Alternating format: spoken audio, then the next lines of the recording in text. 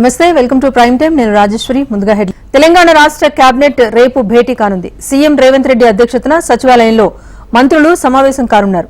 ఎన్నికల్లో ఇచ్చిన హామీ మేరకు రైతు రుణమాఫీ పథకానికి సంబంధించిన విధి విధానాలపైన చర్చించి మంత్రివర్గం ఆమోదించే అవకాశం ఉన్నట్టుగా సమాచారం. రైతు బంధు పథకం స్థానంలో కొత్తగా రైతు భరోసా పథకాన్ని అమల్లోకి తీసుకురావడంతో పాటు శాసనసభ బడ్జెట్ సమావేశాల నిర్వహణపైన మంత్రివర్గ సమావేశంలో నిర్ణయాలు తీసుకోనున్నట్టుగా తెలుస్తోంది. ఇప్పటికే రైతు రుణమాఫీపై కసరత్తు చేస్తున్న రేవంత్ సర్కార్ లోక్సభ ఎన్నికల సమయంలో చెప్పినట్టుగా ఆగస్టు 15 లోపు రుణమాఫీ చేయాలని నిర్ణయం తీసుకుంది. ఈ క్రమంలో అధికారులు ఇందుకు సంబంధించిన విధి విధానాలను రూపొందించారు. 3 లేదా 4 విడతల్లో రుణమాఫీ చేసేలా అధికారులు విధి విధానాలు రూపొందిస్తున్నట్టు సమాచారం. సింగరేణిని ప్రైవేటు పరం చేయమంటూనే మరోవైపు ప్రైవేటు వ్యక్తులకు కట్టబెట్టే పనిలో కేంద్ర సర్కారు ఉందని రాష్ట్ర మంత్రి శ్రీధర్బాబు విమర్శించారు. సింగరేణి కార్మికుల నైపుణ్యం వల్లే అది బలంగా ఉందన్నారు. సింగరేణి బొగ్గు గనుల విషయంలో కిషన్ రెడ్డి మరోసారి పునరాలోచన చేయాలన్నారు.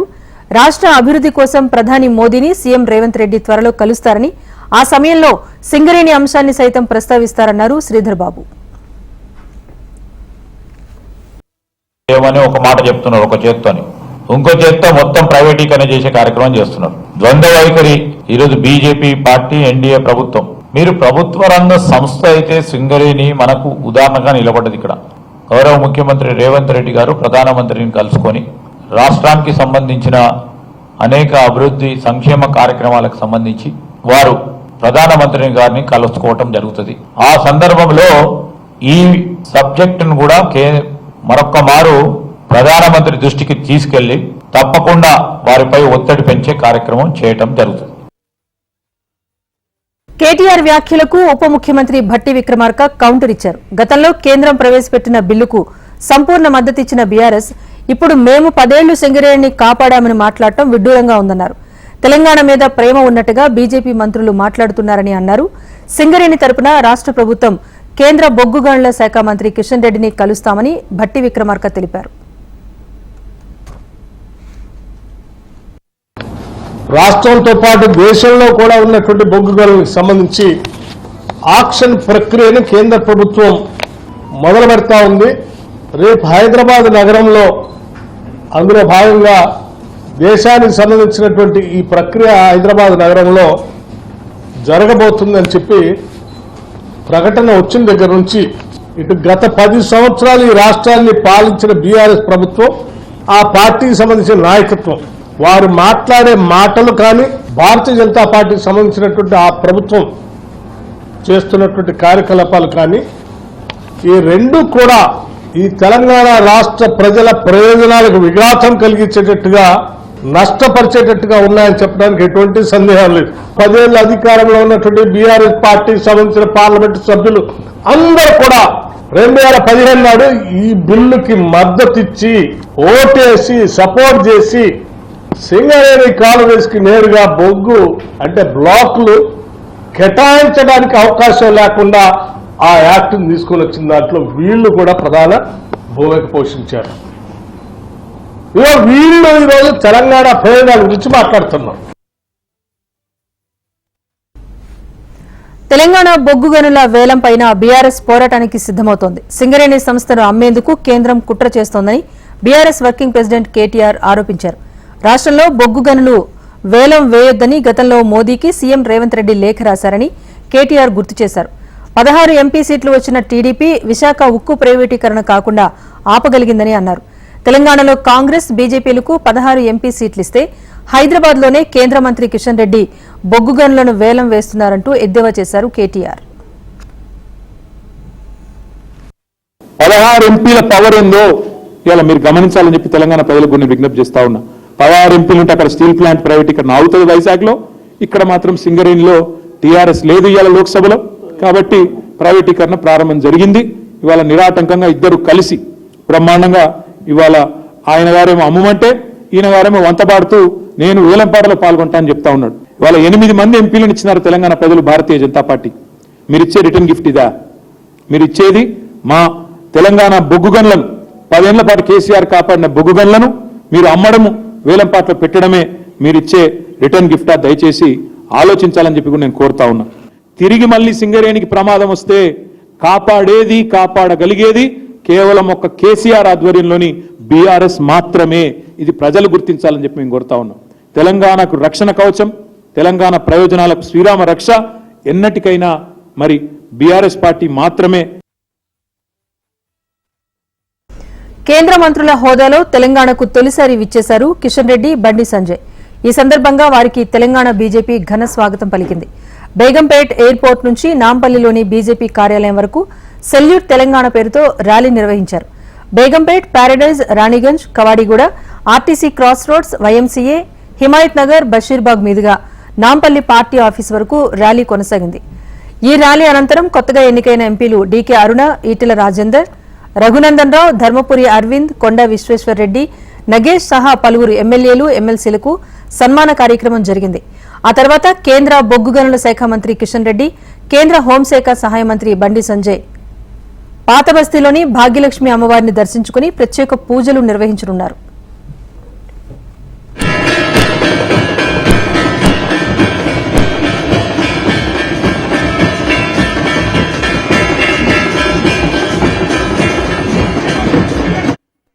ఆంధ్రప్రదేశ్ అసెంబ్లీ సమావేశాలు రేపు ప్రారంభం కానున్నాయి. రేపు ఉదయం 9:46 శాసనసభ ప్రారంభించనున్నారు. ఇక ప్రొటెం స్పీకర్ ఎమ్మెల్యేలతో ప్రమాణ స్వీకారం చేయిస్తారు. అందులో భాగంగా ఇవాళ ప్రొటెం స్పీకర్ గా గోరెంట్ల బుచ్చయ్య చౌదరి ప్రమాణ స్వీకారం చేశారు. గోరెంట్లతో గవర్నర్ జస్టిస్ అబ్దుల్ నజీర్ రాజ్భవన్ లో ప్రమాణ స్వీకారం చేయించారు. ప్రమాణ స్వీకార కార్యక్రమంలో పలువురు మంత్రులు, ఎమ్మెల్యేలు పాల్గొన్నారు. కాగా 21, 22 తేదీల్లో జరగనున్న అసెంబ్లీ సమావేశాల్లో చంద్రబాబు, పవన్, జగన్ సహా సభ్యులతో బుచ్చయ్య చౌదరి ప్రమాణ స్వీకారం చేయించనున్నారు. అసెంబ్లీలో సీఎం చంద్రబాబు ముందుగా ప్రమాణం చేస్తారని, ఆ తర్వాత డిప్యూటీ సీఎం పవన్ కళ్యాణ్, తదుపరి మహిళా సభ్యులు, అనంతరం ఇతర సభ్యులు ప్రమాణ స్వీకారం చేస్తారని శాసనసభ వ్యవహారాల మంత్రి పయ్యావుల కేశవ్ తెలిపారు. సాధారణ సభ్యులుగానే జగన్ ప్రమాణ స్వీకారం చేస్తారని అన్నారు. రేపు, ఎల్లుండి అసెంబ్లీలో సందర్శకులకు ప్రవేశం లేదని పయ్యావుల కేశవ్ తెలిపారు.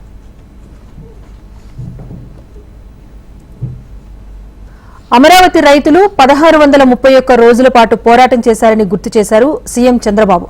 1+6+3+1 11. వైసీపీకి వచ్చిన సీట్లు కూడా 11 అంటూ ఆయన విమర్శించారు.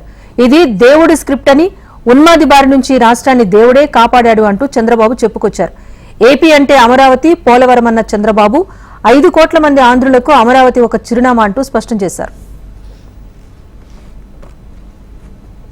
అమరావతి ఉద్యమం 1631 రోజులు. 1+6+3+1 11 అన్ని అంకులు కలిపితే జగన్కు వచ్చిన సీట్లు 11. అంటే 2 సరిపోయినాయి. ఇదే దేవుడు రాసిన స్క్రిప్టు, ఇది దేవుడి స్క్రిప్టు. అక్కడికి చాలలేదు. ఈ 11 ఇవ్వడం కూడా కరెక్టా లేదా చర్చ జరగాల్సిన అవసరం ఉంది. అందుకే నేను మిమ్మల్ని అందరినీ కోరుతున్నా, కొన్ని దిక్కల మాకు కూడా కొంతమంది ఇబ్బందులు వచ్చాయి. సరైన క్యాండిడేట్ నిలబడలేకపోయారు. నిలబడింది ఇక్కడ ప్రజలు ఎక్కడికక్కడ ముందుకు వచ్చి ఓట్లేశారు. కొన్ని సమస్యలు ఉన్నాయి. కానీ ఏది ఏమైనా ఇలాంటి వ్యక్తులు రాజకీయాలకు అర్హత ఉందా? ఇది చర్చ జరగాల్సిన అవసరం ఉంది రాష్ట్రంలో. ఆంధ్రప్రదేశ్ ఉప ముఖ్యమంత్రితో పాటు తనకు కేటాయించిన మంత్రిత్వ శాఖల బాధ్యతలను బుధవారం రోజు చేపట్టిన జనసేన అధినేత పవన్ కళ్యాణ్ తొలి రోజే బిజీగా గడిపారు. వరుసగా శాఖాపరమైన సమీక్షలు నిర్వహించారు. ఇక వరుసగా రెండో రోజు అధికారులతో పవన్ సమావేశమయ్యారు. తన శాఖలకు సంబంధించిన సోషల్ ఆడిట్, ఇంజనీరింగ్, గ్రామీణ నీటి సరఫరా విభాగాల అధికారులతో సమీక్ష నిర్వహించారు. AP deputy CM Pawan Kalyan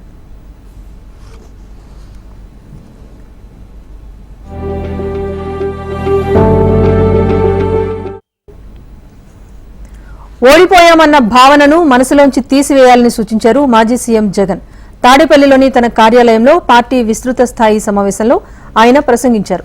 YCP శ్రేణులకు దిశానిర్దేశం చేశారు. ప్రతి ఇంట్లో మనం చేసిన మంచి అలానే ఉందని, ప్రతి ఇంటికి మనం తలెత్తుకుని వెళ్లగలమని అన్నారు. కాలం గడుస్తున్న కొద్దీ మన పట్ల అభిమానం పెరుగుతుందని, మళ్లీ మనం రికార్డు మెజార్టీతో గెలుస్తామని ధైర్యాన్ని నింపారు. చంద్రబాబు ప్రలోభాలకులోనే ప్రజలు కూటమికి ఓట్లు వేశారని, ఓట్లు వేసి మోసపోతున్న వారికి అండగా నిలవాలని పిలుపునిచ్చారు మాజీ సీఎం జగన్. ఈ ఓడిపోయాము అన్న ఈ భావన, మనసులో నుంచి తీసేయండి. మనం చేసిన మంచి ప్రజల్లో ఇంకా ఉంది, ప్రతి ఇంట్లో గుర్తుంది, ప్రతి కుటుంబంలోనూ మనం చేసిన మంచి ఎక్కడికి పోలేదు. కేవలం చంద్రబాబు నాయుడు ప్రలోభాలకు మోసపోయిన పరిస్థితుల మధ్య మనకు అంతో ఇంతో అపజయం ఏదన్నా జరిగిందేమో. ఆ మోసాలు ఎప్పుడైతే మోసాల కింద తేటతెల్లం అవుతాయో ప్రజల్లో ఆ సింపతి, మన పట్ల ప్రేమ, ఆయన పట్ల. పటాన్చెరు ఎమ్మెల్యే గూడెం మహీపాల్ రెడ్డి ఇంట్లో 12 గంటల పాటు ఈడీ అధికారులు సోదాలు నిర్వహించారు. వారి నివాసాలతో పాటు లగ్దారంలోని సంతోష్ గ్రానైట్ అండ్ క్వారీస్ పరిశ్రమను ఈడీ అధికారులు పరిశీలించేందుకు వెళ్లారు. అయితే క్వారీస్ సీజ్ చేసి ఉండటంతో అక్కడి నుంచి ఈడీ అధికారులు వెనుదిరగాల్సి వచ్చింది. ఈడీ అధికారుల సోదాలు కొండను తవ్వి ఎలుకను పట్టినట్లుగా ఉంది అంటూ ఎమ్మెల్యే గూడెం మహీపాల్ రెడ్డి అన్నారు. పొలిటికల్ ప్రెజర్లో భాగంగానే కేంద్ర రాష్ట్ర ప్రభుత్వాలు ఇలాంటి పనులు చేస్తున్నాయంటూ విమర్శించారు. ఈడీ అధికారులకు పూర్తిగా సహకరించామన్నారు గూడెం మహీపాల్ రెడ్డి.